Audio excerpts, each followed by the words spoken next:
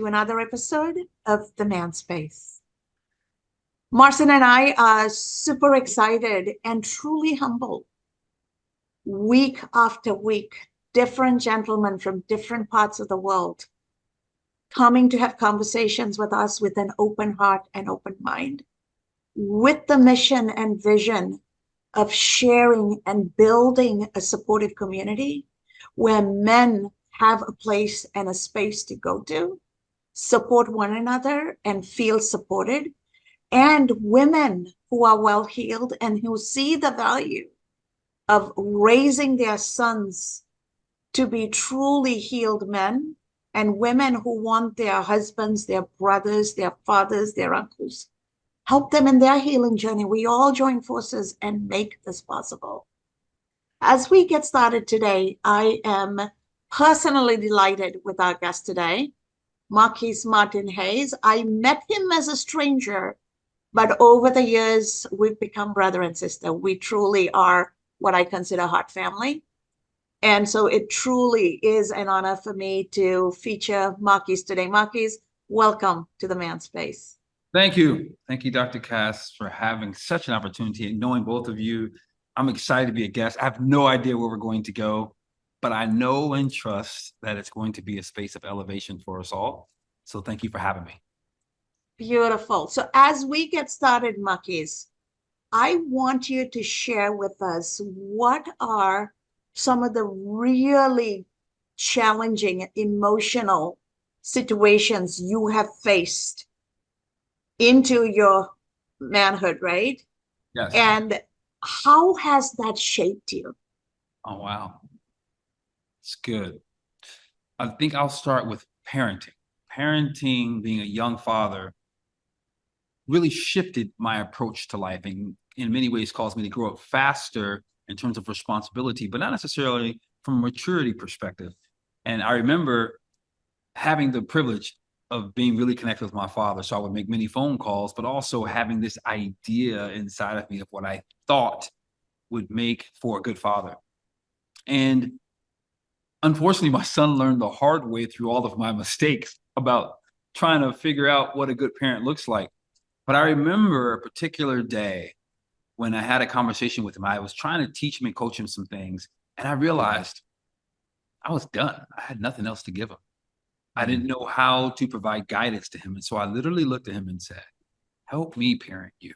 And it was in that moment that I realized I don't know everything. I don't need to know everything. And choosing to have a conversation opened up a lot more than what I had inside of me, but also created a space. And years later, believe it or not, Kaz, well, you believe it because you know my family, but my son and I are like this. He's one of my male confidants.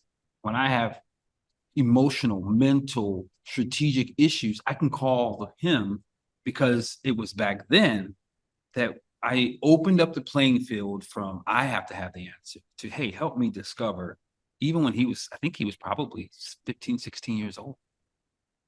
But that began the shift. And I remember that significantly. Wow. That's beautiful, Marcus. I love it. You know, myself as a single proud father of two kids, you know what, that puts a totally different perspective, you know, on how you approach your situation, because many fathers out there, right, we are being taught, you know, to be the role models for our children, and we are expected to know everything. But the approach that you have taken, you know what, where you have created that space, you know, for your son and said, hey, I don't know everything, that you have opened it up, and that there's no stress, there's no pressure that you need to have all the answers for him, you know, to guide him in your life. Because sometimes we don't have the tools, right? We don't have the knowledge. And like you said, that we can only give them what we know, what we have within us. That's exactly right. So I really love this perspective again, and I will use it. So what would you say, right, with especially in the aspect of your emotions? You know, you have a 15-year-old son that you try to convey a certain message to him that, hey, I don't know all the answer. How did he take that? You know, it's interesting because it was around discipline or punishment. I told him there was something I wanted him to do. He didn't do it. And I said, the consequences of not doing it are going to be X, Y, or Z. He didn't do it. So I'm sitting down going, hey, we've gone through this. Help me parent you. And he was sort of stumped, like, and I was like, no, I'm serious. I no longer know what to do. I'm trying. You're resisting. What do you think is the right answer for this situation? You knew what the expectation was. Yes. You knew what the consequences were. Yes. What should we do? And ironically, he essentially said, I'll take the consequence. And I was like, okay. I just needed to get the stress off of me and not knowing what to do. But in putting it back in his court, or as I look at it now, empowering him in his own destiny, he chose punishment. And I was okay with it because I thought that was the right answer. But what I really wanted was not punishment at all. What I really wanted was transformation. And so by inviting him into that conversation, I think it began to help him shift, began to help him see things a little bit differently, because all of my ego had no place to go. So I just laid it down. And I think that is when he began to shift. And now, like I said, it's my guy.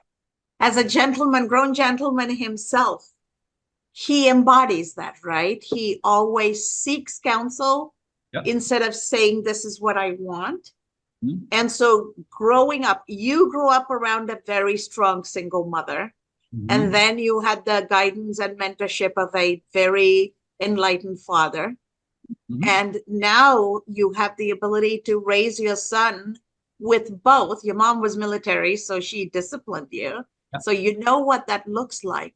But your son understood, yes, I need to get back on the program, but I also need to be accountable, right?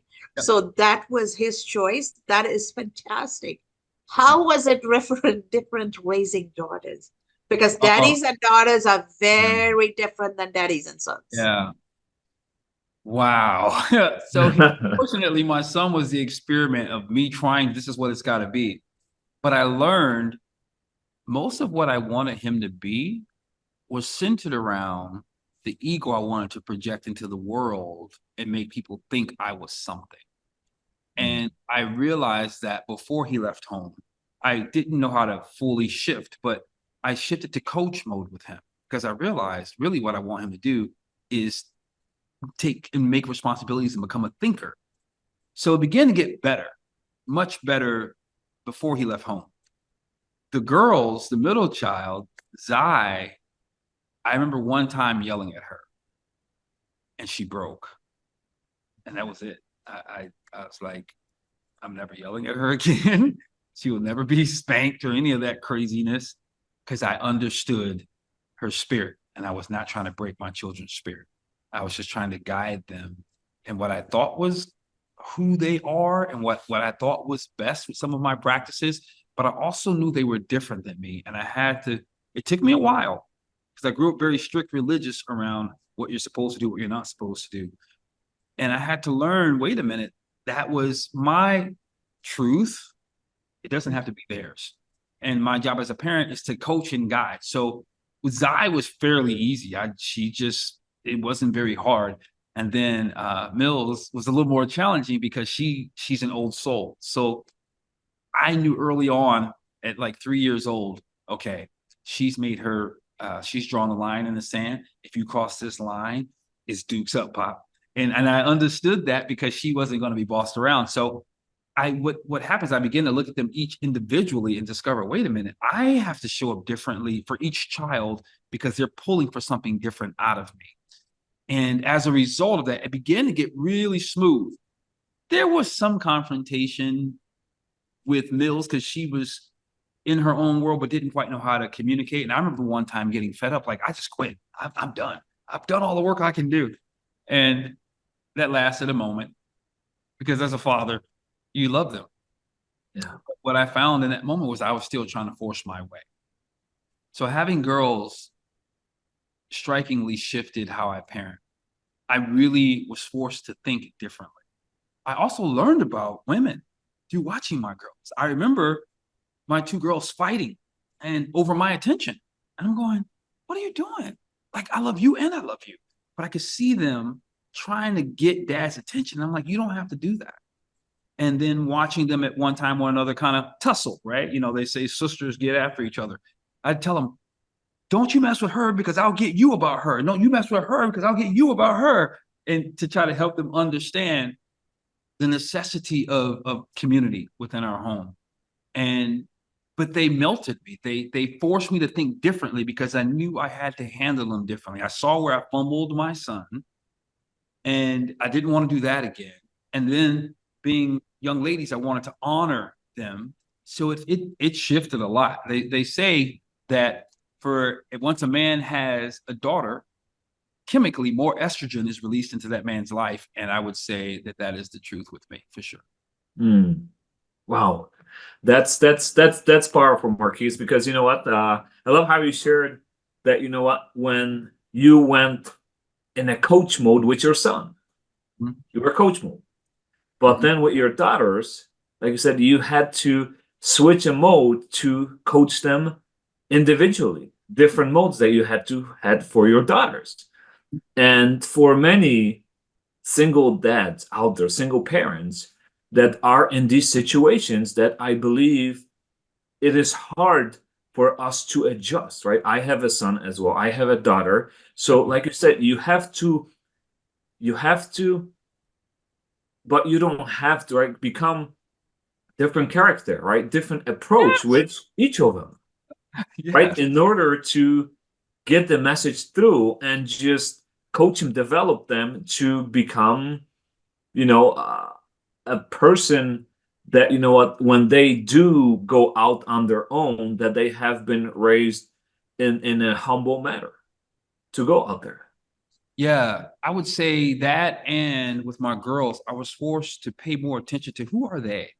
Who are they showing me by their spirit that they are versus, like I was trying to do with my son, who I want you to be.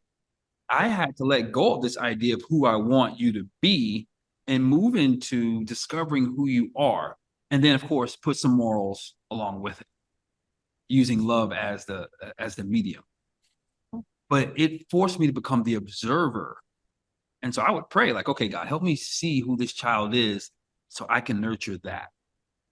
And I remember my daughter Z at 4 years old going to her first ballet practice. We have photos of it.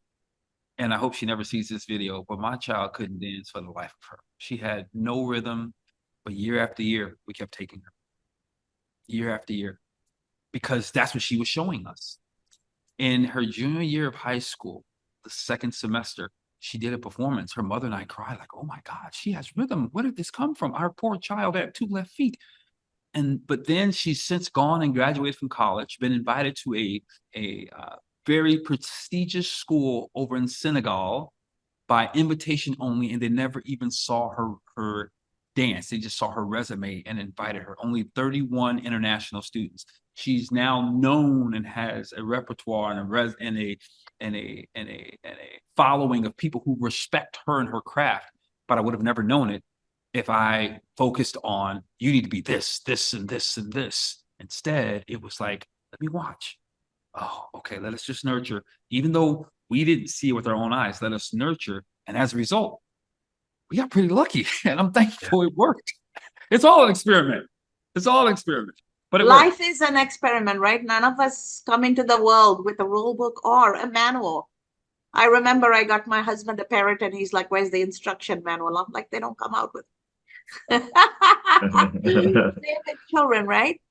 Yeah. So what's coming up for me, Marquise, is a father is more open to learning to deal with femininity through his daughters, more so than his spouse or his significant other, because the feelings are different for their own child.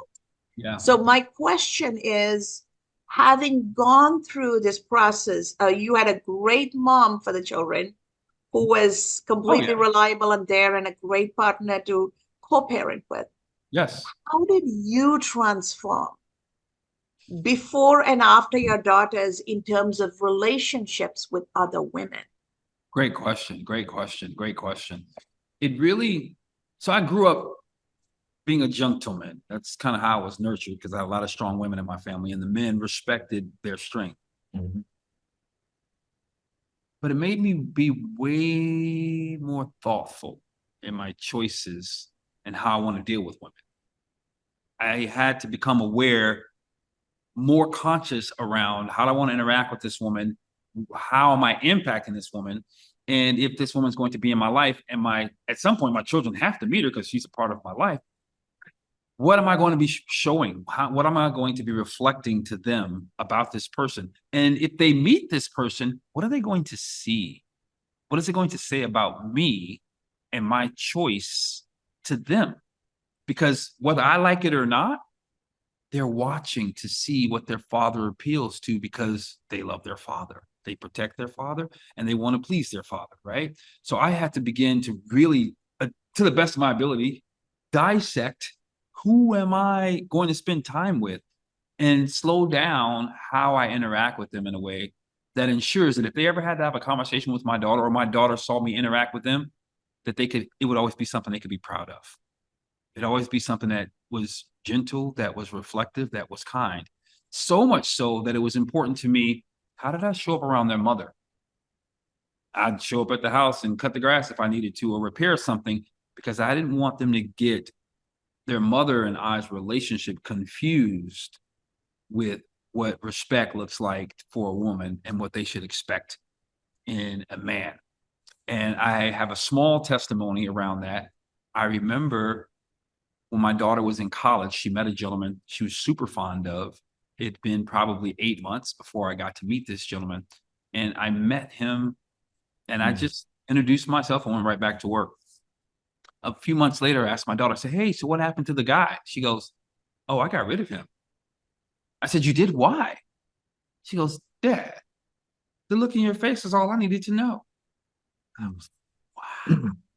I had no idea that whatever the look was in my face, my daughter knew he wasn't it and let him go, as fond as she was of him. So that tells me, to a small degree, I've been doing something fairly right, enough where they respect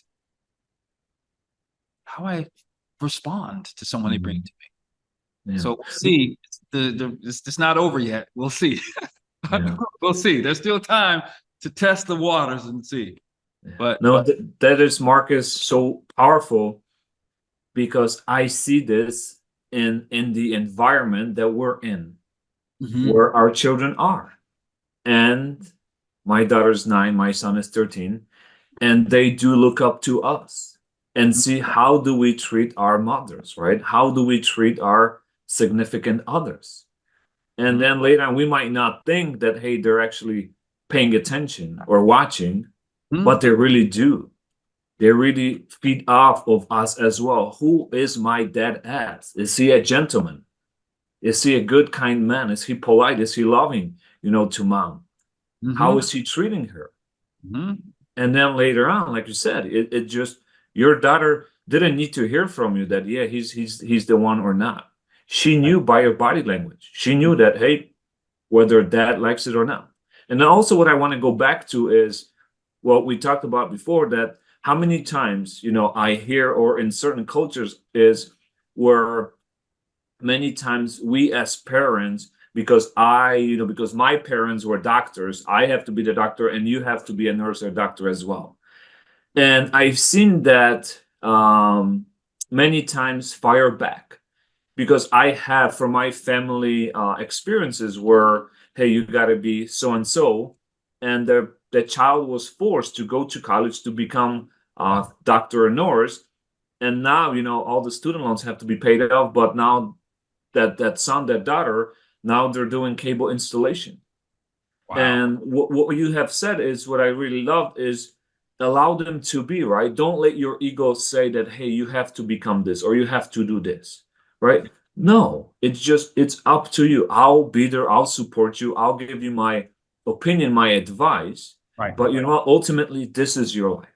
As a father, I am there for you to support you. Yeah. Yeah. I think that I get it, right? In a Western society where I get it. In a Western society, we think about the bills being paid, and we want what's best for them from our eyes versus from our ears, and listening and watching them. And it's just not something my father raised me with, or my mother. And as a result of that, fortunately, my children had that. Now, at the same time, their mother is a doctorate in education. So they have both sides, right? They've got the creative father, and they have the very stern educational path of their mother. And as a result, they've turned out to be pretty phenomenal. I told someone, I'm like, I'm not sure exactly what the purpose for why we got married, but one thing I do know is if it was for no other reason, we've got some pretty cool children, because they got two different worlds to help them become as strong as they are. And I'm really grateful for their mom and the discipline and the resilience that she offers them. It's tremendous, because that's a part of who they are. And I'm grateful for that. Beautiful. Now you're a single gentleman. Yeah. And as you look at the world around you, where do you think your head is in terms of finding the right partner and building a life, and how to go about it? Have you learned through the past? Yeah. And therefore shaping your future differently? I would love to touch on that as we bring this to a close. Yeah, I have. And for me, I'm definitely a man who believes that I will live with a partner, a wife, a woman who is a match with me. I am a firm believer in that. Like, I believe that's for me. And if I end up single, I'll be fine. I'll do what I need to do. But I believe that I was designed to be with a partner, and not from like a codependency perspective, but from like a conquer perspective, right? I feel like there's work to be done, and I realize that I don't hold it all, but with a partner who complements me in her own strength, then we can accomplish more together. So I hope that that will come together and work itself out. But in the meantime, I'm like, you know what? I still got to do what I got to do.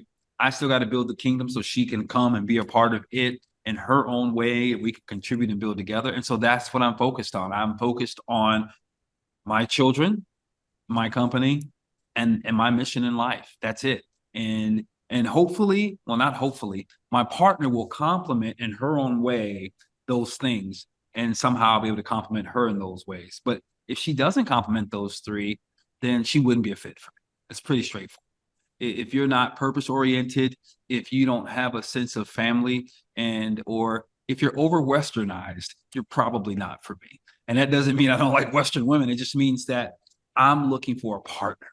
I'm not looking to find someone who wants to go back and forth and prove ego and dominance. Nah, I love a feminine woman. I'm a masculine man. Let's go build something beautiful. I love your mindset, Marcus, and that's why, when I have met you, we got attracted to each other, because I'm like, this is, hey, my type of person, my type of quality person that I love to surround myself, because just of your mindset, who you are, how do you carry yourself? You are a pure gentleman, right? Pure masculine energy, a kind, humble, genuine person. And you know what? I love these types of people, because you deserve the best. You do. And, I believe it. My intuition tells me that, the right woman, the right partner that you will build the empire with is there. It's just a matter of the timing. Stay patient, stay on your course, and everything will happen for you. Thank you, man. Thank you. You know what it's like? Sometimes you're like, what's going on? Yeah. But when you least expect it, it happens. So yes, but it's never too late, right? Never too late. So Marquese, how can people, there you go. How can people get a hold of you, reach out to you, share that as we bring this to a close? Excellent. So Instagram and Facebook are the platforms I am most active on. My name is Marquese Martin-Hayes, as you'll see in the show notes. On Instagram, it's under The Marquese, TheMarquese. You can also email me if that's the method you want to connect with me through. The medium, the proper P like Paul at gmail.com. Of course, Dr. Cass knows how to get a hold of me. Mars knows how to get a hold of me, or simply Google me. I'm not hard to find. I'm out here because I'm wanting to make a difference on the planet. Find me on YouTube and we can collaborate, do whatever we need to do. Thank you. Thank you so much, Marquise. It has been an absolute joy. Marcin, do you have any closing thoughts? Just thank you. I'm very grateful. Thank you for both of you being in my life, for being such an inspiration to me. I really learn a lot from both of you, from your journey, from your experiences, and I'm just excited, for this amazing men's space that we have created for men to actually come and just open up, be vulnerable, with others, that you are not alone. We are here for you. This is such an amazing community of just individuals from different cultures, different backgrounds, different mindsets that are experts in various fields. And, let's do this together, right? It's so much better where we can do it with more than one person and help one another out, be there for one another, where you can lean on someone that, hey, if I have a bad day or something, come to this space, right? Talk to people, collaborate with them, connect with them, get to know them, hear their story, what were some of their struggles, how are they able to overcome, and who are they today, right? Because it's when you hear that other person's story, what journey they went through and how resilient they are today, because it shows you the testament, right, of them, who they are today. That sometimes we think that we are the only ones, like I thought that I was the only one in the whole world that I went through a divorce, right? But I wasn't the only one, right? I thought that my story was the worst story, but my story wasn't the worst story. Right. And when I understood that we all have challenges, we all have things in life that we go through. Our lives are not perfect, but when we have amazing individuals like you two in my life and other people, that nothing is impossible in life. Nothing. We can overcome anything in life. Anything. So thank you. Absolutely. Thank you so much, Marcin. And Marquise, thank you so much for showing up, Thank you, being a part of this conversation, in addition to a part of so many other things we do together. Absolutely. And Marcin, I truly appreciate you jumping on board, taking this ride with me, and going towards uncharted territories and building a journey as we go, right? It's like a race. We are changing tires in the middle of the racetrack, but hey, we're off to the races. Absolutely. Absolutely. And our audience out there, please take a moment to pause. Take a few steps back and look at what life has offered you, what experiences has brought you, and what shifts you need to make by taking those lessons. And how do you look at life from another person's perspective? And the easiest way is, imagine if they were your child. How would you look at it from their perspective? If you're a boss, you can look at your team members as the children you're responsible for. When we can make that heart-mind connection to see through the lens and the heart of the other person, our potential becomes infinite. And we, in our men's space, are going to be able to help each other, lift each other up to become a better version of us than we walk in. So thank you so much. Go out there and keep changing and transforming, because the lives you're sustaining are yours, your children's, your families, and ultimately our shared society. Thank you. Thank you.